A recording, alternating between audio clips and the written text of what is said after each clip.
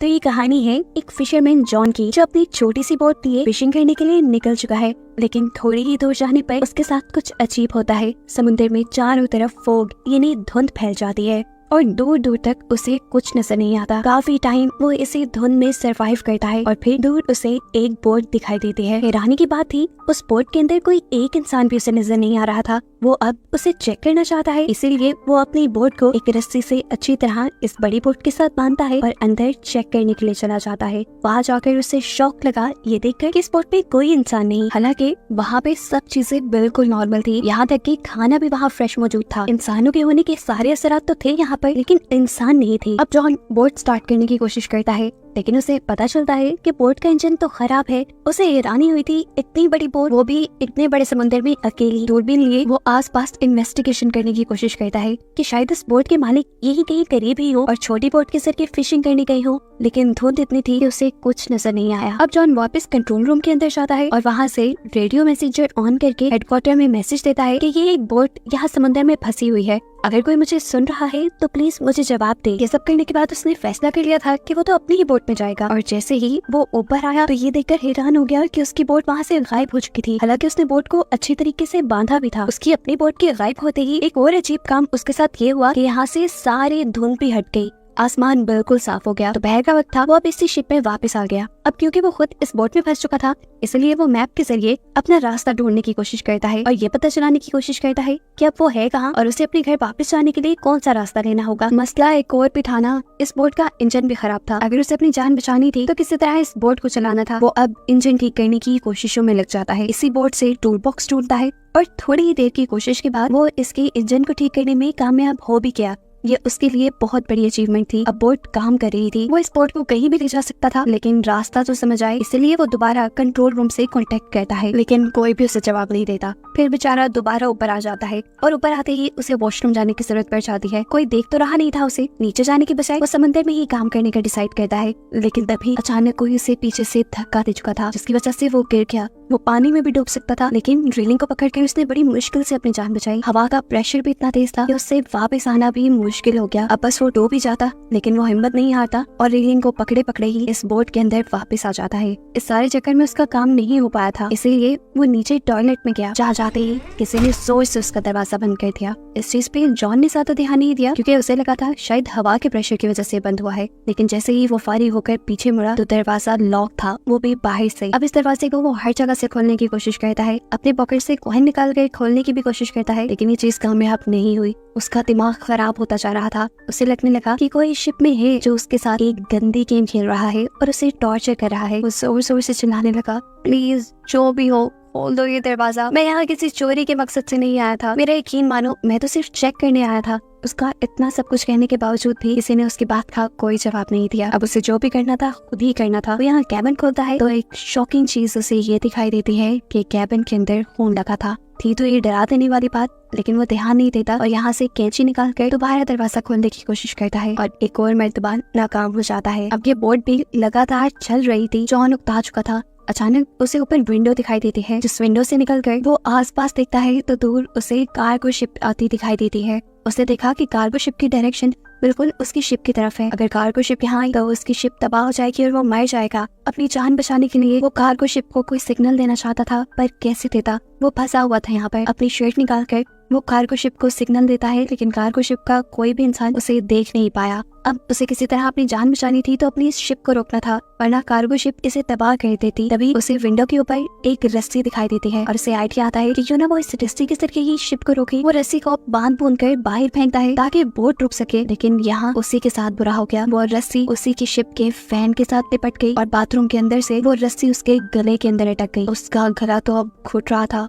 वो मर जाता, लेकिन वो बड़ी मुश्किल से किसी और टूल के जरिए इस रस्सी से अपनी गर्दन छुड़वाता है। गर्दन पूरी लाल हो गई थी, वो मरने ही वाला था, लेकिन बच गया। खैर, रस्सी के फैन में लिपटने की वजह से ये शिप तो रुक गई थी, लेकिन ये फिर भी काफी नहीं था। कार्गो शिप फिर भी उसकी शिप से टकरा जाती है, जिसकी वजह से उसकी शिप को बहुत बुरा झटका लगता है और वो भी यहाँ गिरकर बेहोश हो जाता है। उसके सर पे अब चोट भी आ गई थी। जॉन को जब होश आया तो उसने देखा कि अब बाथरूम में पानी भर रहा था और हैरानी की बात थी, इस समुंदर का पानी नहीं था बल्कि साफ पानी था। यानी कोई तो था जो उसे डराने की, उसे मारने की कोशिश कर रहा था, वो एक और मर्तबा भीख मांगता है, जो भी हो प्लीज छोड़ दो मुझे, लेकिन कोई उसकी सुन ही नहीं रहा था। उसे भूख और प्यास भी लगी थी, उसकी ताकत भी कम हो गई थी। पानी पीने के लिए वो वॉशरूम का ही शॉवर यूज करता है तो देखता है कि पानी खत्म हो चुका था। नाचार वो जब फर्श से पानी उठाकर पीने लगता है तो उसे पता चला कि अब ये पानी नमकीन था, ये समुद्र का पानी था। और ऐसे वो जान गया कि उसकी बोट के अंदर कोई होल हो गया है, कोई सुराख हो गया है, जिससे समुद्र का पानी बोट के अंदर आ रहा है और अब जल्दी ये बोट डूब जाएगी। वो दोबारा कोशिश करता है इस दरवाजे को खोलने की, लेकिन ऐसा लग रहा था कि किसी ने दरवाजा बाहर से बंद किया हुआ है। रात भी हो चुकी थी और जब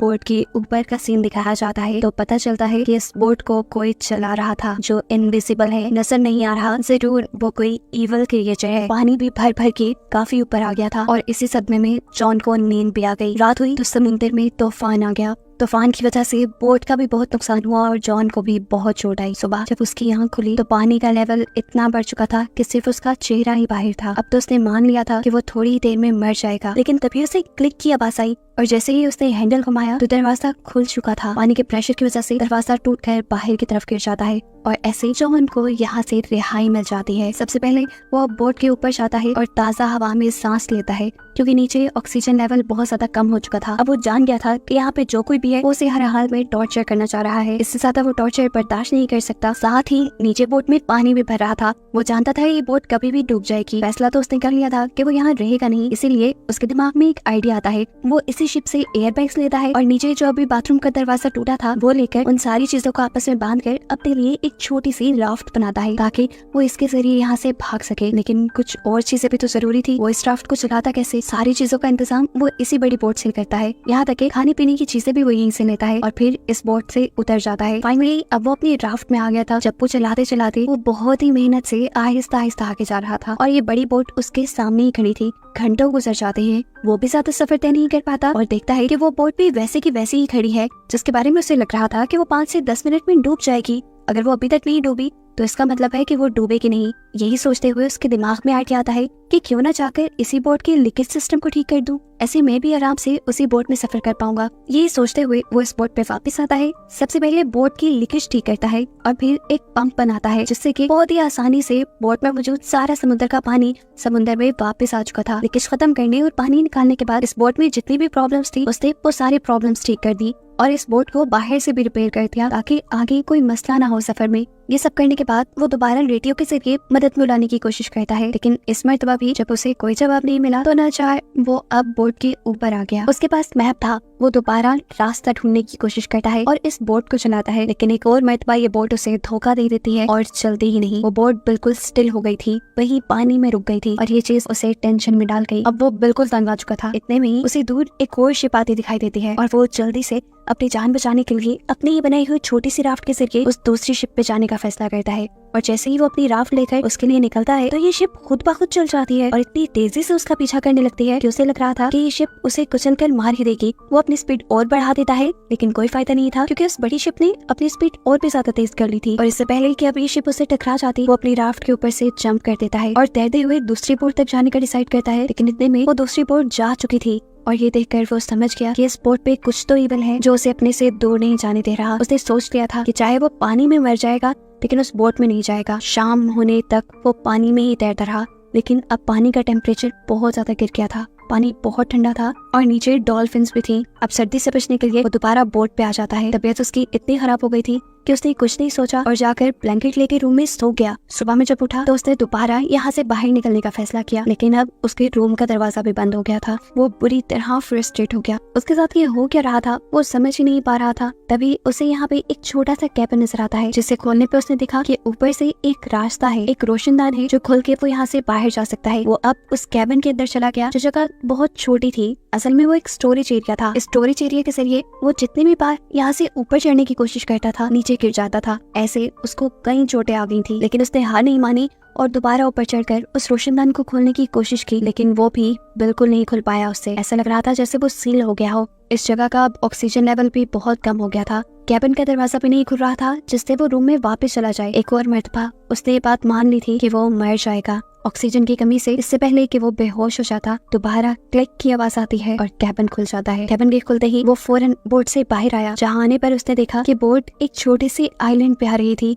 और ये देखकर उसे हौसला हुआ, उसकी सांस में सांस आई कि चलो अब इस इवल बोट से तो जान छूटेगी। अब बोट जैसे ही आइलैंड के किनारे पे पहुंचती है, जॉन भी फौरन इस बोट से उतर जाता है। उसे लग रहा था कि इसी आइलैंड पे कोई इंसान है जो उस बोट को कंट्रोल कर रहा था और जॉन को टॉर्चर कर रहा था। करीब पड़ा उसने एक रॉड उठा लिया उस आदमी को मजा चखाने के लिए, लेकिन जैसे जैसे उसने इस आइलैंड को एक्सप्लोर किया तो वो शॉक रह गया कि इस आइलैंड पे तो इंसान का नामो निशान नहीं था। एक और मर्तबा परेशान होकर वो इस आइलैंड से जब बाहर निकला तो एक नए मंजर ने उसे परेशान कर दिया। वो बोट जो उसे यहाँ लेकर आई थी, अब उसी के सामने वो दोबारा चल रही थी, जैसे वो अपना एक दूसरा शिकारी ढूंढने जा रही हो। और ये देखते हुए जॉन को 100% यकीन हो गया कि उस बोट का और इस आइलैंड का कंट्रोल 100% इवल एनर्जीज के हाथ में है। उसे यहाँ से निकलना था, उसकी एक जिंदगी थी। कुछ छानबीन करते हुए वो इस आइलैंड की सबसे ऊंची जगह पे चला जाता है तो उसे करीब एक दूसरा आइलैंड भी दिखाई देता है जिसपे क्या हो रहा था उसे नजर नहीं आया। तब घूमते घुमाते वो आइलैंड की पिछली तरफ आ गया, जहाँ आने पर वो शॉक रह गया क्योंकि ये वही जगह थी जहाँ से जॉन ने मूवी के स्टार्ट में अपना सफर शुरू किया था और यहाँ पर उसकी बोट भी पहले की तरह ही बंधी हुई थी और इस जगह पर अब पहले की तरह इंसान भी थे। ऐसा लग रहा था कि जैसे कुछ हुआ ही ना हो। जॉन ने सब देखा, उसका वो बुरा सपना हो,